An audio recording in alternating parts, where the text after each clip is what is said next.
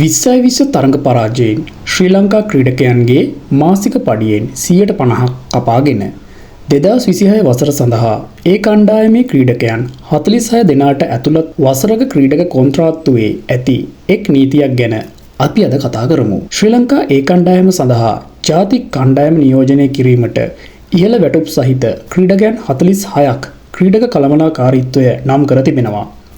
ඒ කණ්ඩායමේ ක්‍රීඩකයන් 46න් එක් ක්‍රීඩකයෙකුට වසරක් සඳහා ශ්‍රී ලංකා ක්‍රිකට් ආයතනය විසින් ක්‍රීඩකයන් දිරිගැන්වීමට ඔවුන්ගේ වැටුප් දෙගුණ කර තිබුණා. එක් ක්‍රීඩකයෙකුට වසරක කොන්ත්‍රාත්තුව සඳහා ලක්ෂ 400ක මුදලක් ගෙවීමට එකඟතාවය පළ කර තිබුණා. ඒ ශ්‍රේණියේ ක්‍රීඩකයෙකුට මාසකට ලක්ෂ 35ක ඉහළ වැටුපක් හිමි වෙනවා.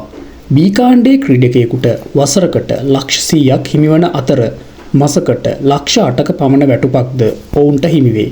නමුත් මේ කොන්ත්‍රාත්තුවේ සිටින ක්‍රීඩකයන් ඕනෑම අවස්ථාවක ඉවත් කර එයට නවක ක්‍රීඩකයෙක් ඇතුළත් කිරීමටද ක්‍රිකට් ආයතනයට බලය තිබේ.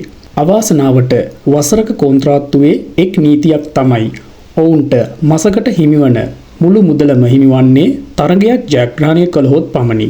සෑම පරදින එක් තරගයකදීම ඔවුන්ගේ මුදලින් 50%ක මුදලක් ඔවුන්ට අහිමිවනු ඇත.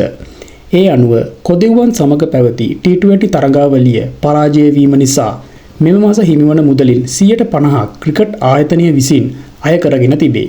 නමුත් තරග පරාජය වූවත් සෑම තරගාවලියකම දක්ෂතා දක්වන ක්‍රීඩකයන්ගේ හැකියාව දිගටම වර්ධනය කරගෙන යාමට ඔවුන්ට බෝනස් මුදලක් හිමිවනු ඇත.